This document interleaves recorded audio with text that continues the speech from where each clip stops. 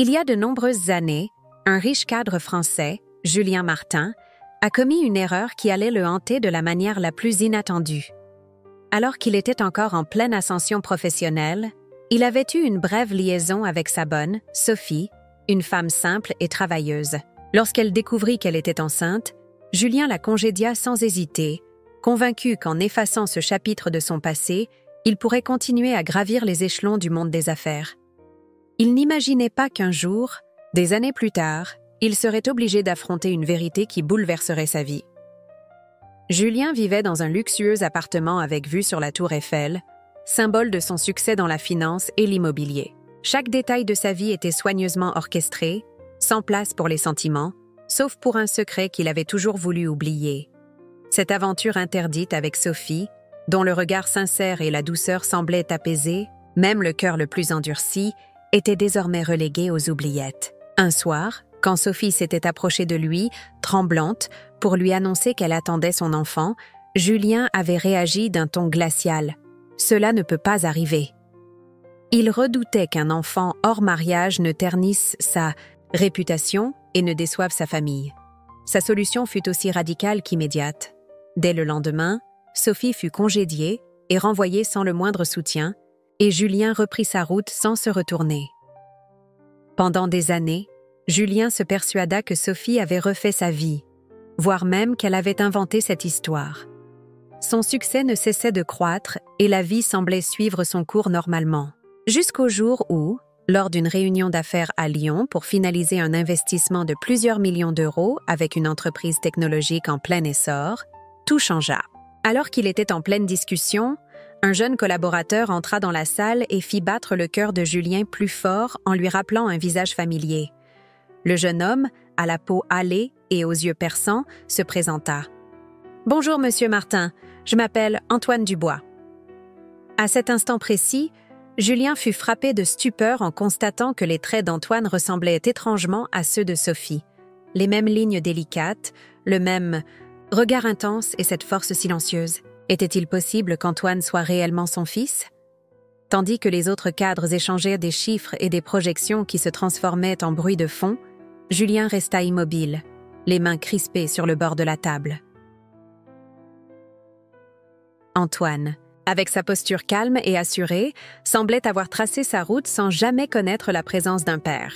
Son assurance contrastait avec le passé sombre que Julien avait tenté d'oublier. Après la réunion, alors que les participants se serraient la main et échangèrent des politesses, Antoine se leva et Julien sentit son cœur se serrer. Cette image le ramenait brutalement à tout ce qu'il avait voulu dissimuler. Ce soir-là, seul dans son appartement luxueux, Julien ne parvint pas à trouver le sommeil. Assis devant la grande baie vitrée, un verre de whisky à moitié plein reposant à côté de lui, il fut envahi par des souvenirs douloureux. La nuit où Sophie, les yeux embués de larmes, lui avait supplié en murmurant « Je n'ai nulle part où aller » et lui avait répondu froidement que ce n'était pas son problème. Il avait enterré ce chapitre de sa vie, persuadé que l'oubli était la meilleure solution. Mais aujourd'hui, le doute et la culpabilité se mêlaient. Dans son esprit, avait-elle souffert après avoir été rejetée? L'avait-elle un jour informé Antoine de la vérité? Envahi par l'angoisse, Julien saisit son téléphone et appela un détective privé de confiance en disant « Trouve-moi Sophie, on m'a dit qu'elle avait été vue pour la dernière fois à Paris il y a 7 ans. » Après un court instant de silence, le détective répondit « Je vais voir ce que je peux faire. » Et Julien raccrocha le cœur battant la chamade. 3 jours plus tard, alors qu'il travaillait dans son bureau, le téléphone de Julien sonna à nouveau. Cette fois, la voix du détective, chargée d'émotion, déclara « Elle est décédée. » Julien avait du mal à y croire et murmura « Non, ce n'est pas possible », sa main tremblant presque en tenant l'appareil. Le détective expliqua que, selon les dossiers médicaux, Sophie était morte d'une maladie il y a 5 ans. Mais il ajouta qu'elle avait laissé derrière elle une série de lettres destinées à son fils dans lesquelles elle évoquait Julien. Cette révélation frappa Julien comme un éclair. Le secret qu'il avait si soigneusement tenté d'effacer était sur le point d'éclater, et Antoine finirait par découvrir la vérité. Submergé par un mélange d'effroi et de remords, Julien raccrocha et s'affala dans sa chaise, le cœur battant la chamade. Sophie était partie, et tout ce qu'elle avait laissé, ce furent ses lettres qui pouvaient dévoiler tous ses secrets. Au même moment, sa secrétaire annonça « Monsieur Martin, Antoine Dubois est là pour une réunion. » Pendant un instant, Julien voulut annuler la rencontre et chasser Antoine de sa vie. Mais il savait qu'il ne pouvait fuir indéfiniment son passé. Antoine entra dans la salle avec l'assurance tranquille d'un homme qui a su se faire tout seul. Habillé avec élégance et arborant une attitude posée, il était la preuve vivante qu'on pouvait tracer sa route même sans père, ayant été élevé par une mère qui avait tout fait pour lui. Julien se demanda brièvement si Antoine le détesterait en apprenant toute la vérité. Sans un mot de trop, Antoine s'installa et dit « Merci de m'avoir reçu à nouveau, Monsieur Martin. » Un silence gênant s'installa entre eux, lourd de non-dits. Julien désirait tout avouer, mais il ne trouvait pas le courage de le faire. Il détournait alors la conversation vers les affaires, abordant les termes d'un nouveau contrat, tout en sachant qu'à l'instant où Antoine mettrait la main sur les lettres, toute chance de rédemption s'effondrerait. Déterminé à empêcher que la vérité ne sorte, Julien se jura de retrouver ses lettres avant son fils. Ce même soir, poussé par la panique et le désespoir, Julien prit un vol privé en direction de Marseille. Il devait découvrir où Sophie avait passé ces derniers jours et savoir si, d'une manière ou d'une autre, elle l'avait pardonné. Le voyage fut long et, lorsqu'il arriva à Marseille, le poids de son passé lui sembla presque insupportable. Suivant les indications du détective, il arpenta des rues animées et des quartiers calmes jusqu'à atteindre une modeste maison en périphérie de la ville, une demeure simple bâtie avec amour plutôt qu'avec de l'argent. Une dame âgée, aux yeux pleins de bonté, s'approcha de lui d'une voix douce. « Vous cherchez Sophie ?»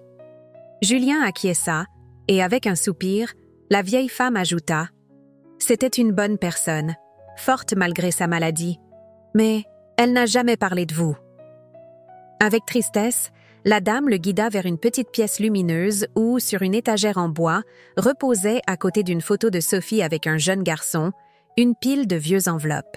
Les mains de Julien se mirent à trembler lorsqu'il les saisit, conscient que la vérité se cachait dans ces pages jaunies.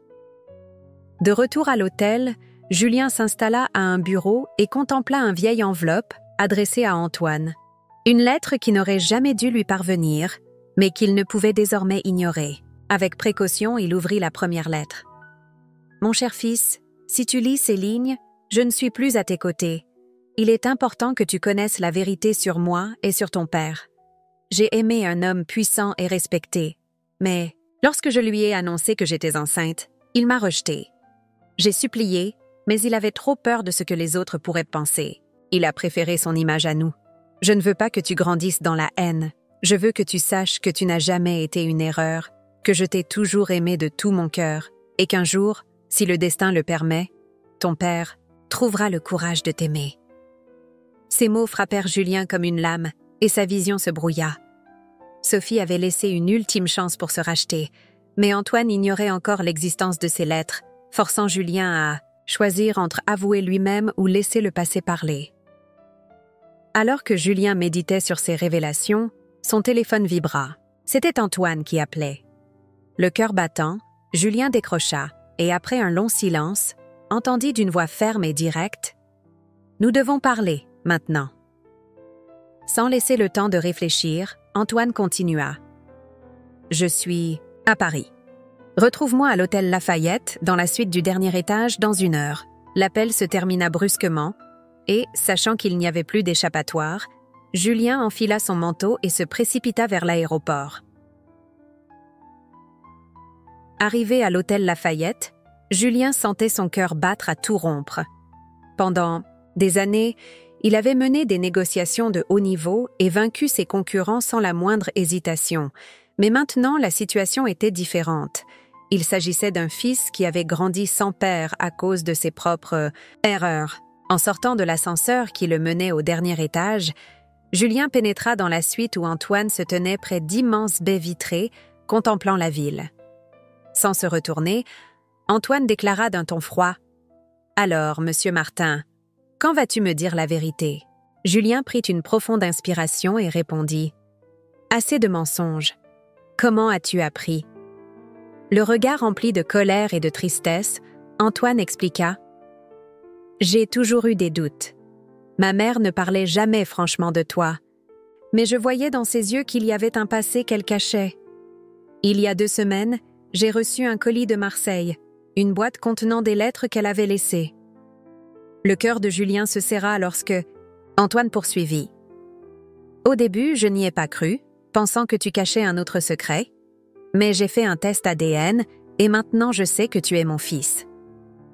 Julien ferma les yeux, submergé par l'émotion.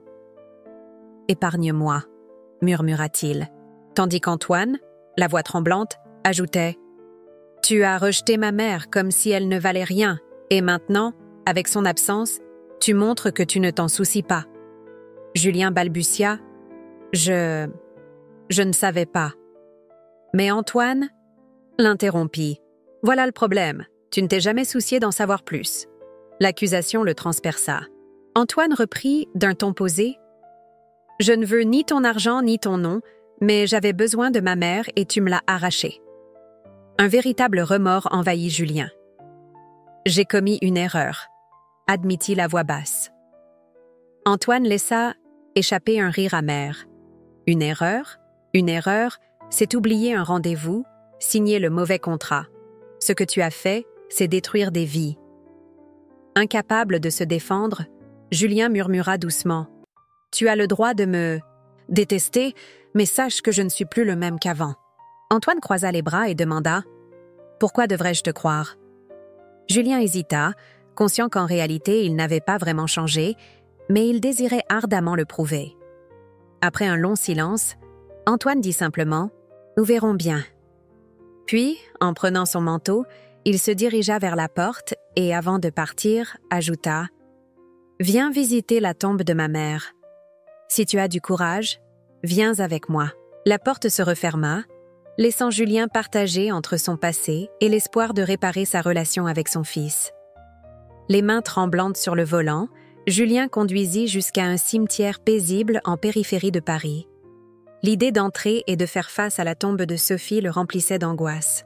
Pendant des années, il avait fait comme si elle n'avait jamais existé, mais désormais, il devait affronter les conséquences de ses actes. À son arrivée, il vit qu'Antoine était déjà là, debout devant une pierre tombale, les mains enfoncées dans ses poches. Inspirant profondément, Julien descendit de la voiture et s'avança lentement vers le jeune homme. Lorsqu'il fut suffisamment près, Antoine lança d'un ton sec. « Tu as mis du temps à venir. » Julien répondit, la voix émue. « Je n'étais pas sûr que tu voulais me voir. » Antoine répliqua.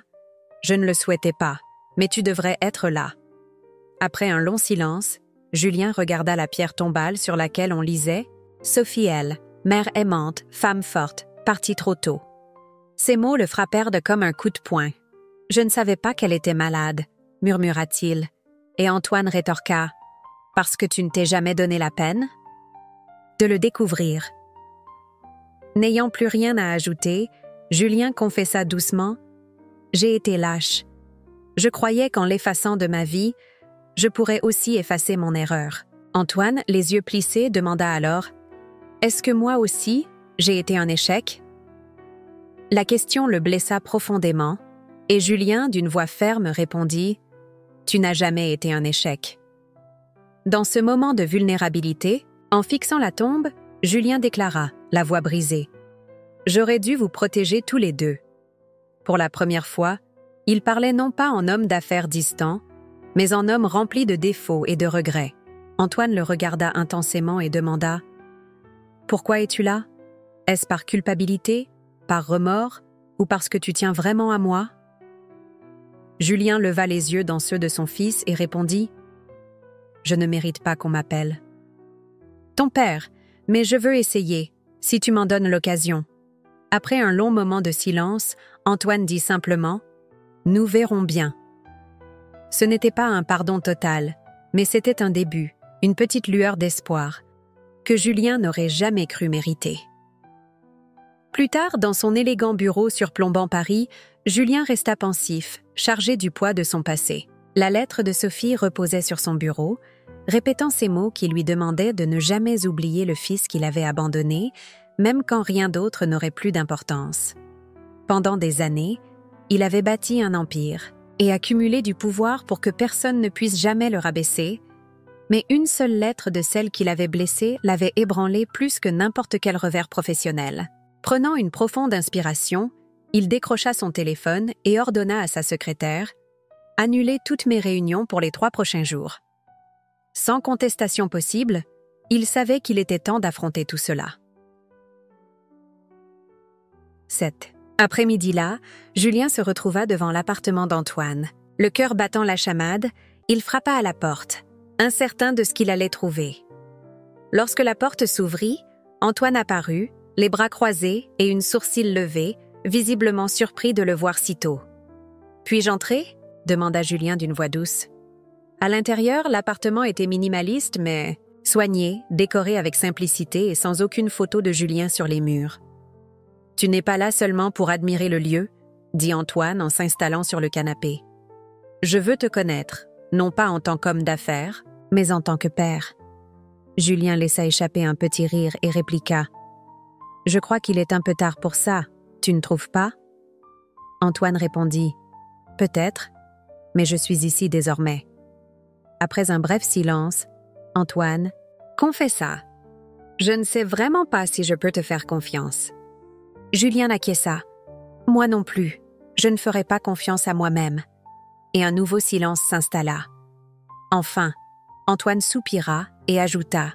« Demain, j'ai un événement caritatif pour la fondation de ma mère.